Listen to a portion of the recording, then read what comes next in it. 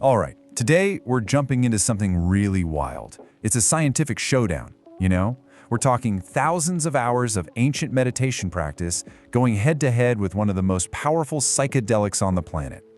This is all about an incredible study comparing a seasoned Lama with a potent molecule, 5-MeO-DMT, to try and get a handle on what consciousness even is.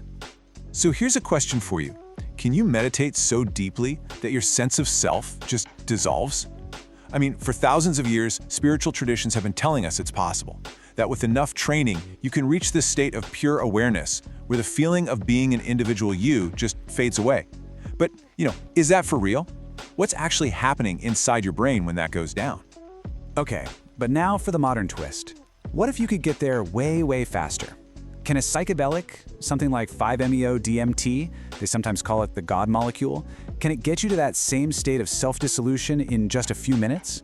And boom, right there you've got this incredible showdown. The slow, disciplined path of the mind versus the fast track of chemistry. So to really tackle this question, you can't just run a normal study. No way. The scientists knew they had to do something pretty unprecedented. They had to find a true master, one of the most experienced meditators alive, and put them in a lab for a direct head-to-head comparison. And who did they find? A Lama from the Karma Kagyu lineage of Tibetan Buddhism. And get this, he had an estimated 54,750 hours of meditation practice under his belt. Let that sink in for a second. That's like meditating for 10 hours a day, every single day for 15 years. It's just an insane amount of experience. And that's the whole point, right? This is someone who can enter these profound states of consciousness pretty much on command.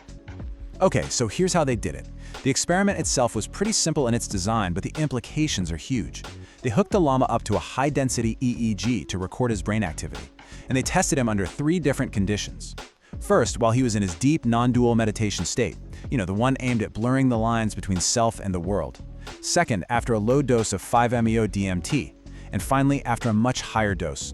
The mission was to compare what he felt subjectively with what the machines were reading objectively across all 3 experiences. Now, before we get into all the nerdy brainwave data, which is super cool by the way, let's start with the experience itself. What did it actually feel like for him? After each one of these sessions, the Lama described in detail what was going on in his mind. So let's see how these states stacked up from the inside. Okay, check out this table. A really fascinating pattern started to show up here. Let's break it down. First, you've got the narrative self. That's the little voice in your head, the one telling your life story, right? Well, that was totally gone in both deep meditation and on the high-dose DMT. But here's where it gets interesting. Look at the embodied self, the actual feeling of having a body. On the high dose, poof, gone. Just total absence. But in meditation, it was much weirder, more subtle. He described it as a paradox, like being neither there nor not there. And this quote from the Dalai Lama just nails that feeling of non-dual meditation. He said, "I cannot say there is no physical body, but I cannot say there is a physical body." See? It's not that his body disappeared. It's that the whole idea, the labels of body and not body, just dissolved. That hard line between himself and the rest of the world just got blurry, undefined.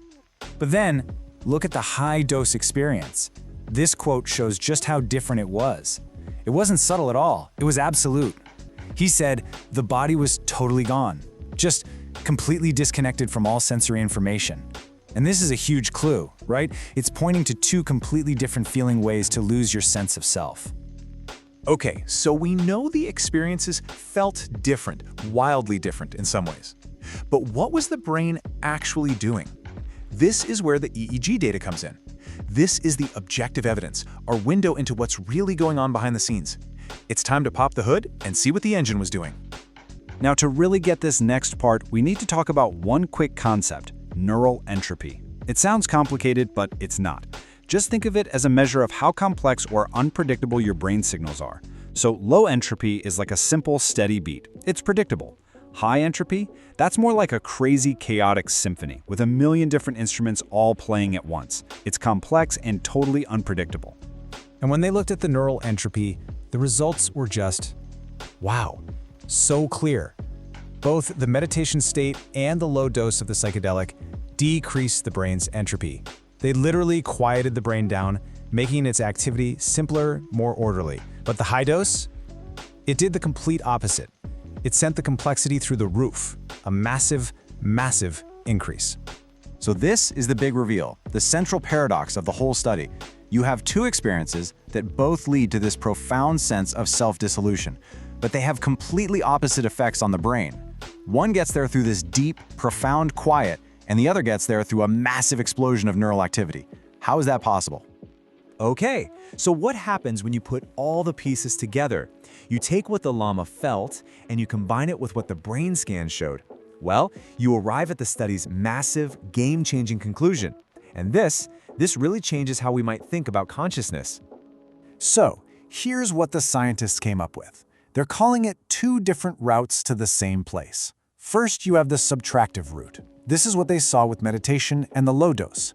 It's a path of subtraction, of quieting things down. You reduce the brain's activity, and that leads you to this calm, peaceful state where the self gets softer. But then you have the saturation route from the high dose. This is a path of addition. You just overflow the mind. You flood it with so much chaotic, complex activity that the whole system just gets overwhelmed, and the result is a total disconnect from everything, including yourself. And look, this is way more than just a cool lab experiment. This has enormous implications. The very idea that our sense of self can be taken apart in two completely opposite ways, well, that forces us to go back to the drawing board on everything we thought we knew about consciousness, about mental health, even about what a transformative experience really is. So if you're going to remember anything from this, here's the bottom line. First, ego death isn't just one thing. It's not a single destination on the map. Turns out you can get there by taking two completely opposite roads, either by emptying out the brain or by totally flooding it.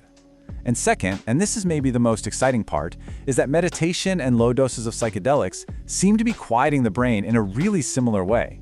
I mean, think about the potential there, how these two ancient and modern paths could maybe even work together.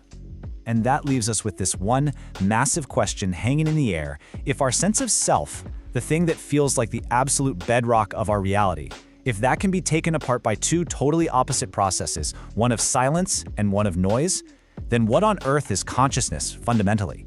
This study doesn't hand us the answer on a silver platter, but man, does it give us a wild and fascinating new map to keep exploring that mystery.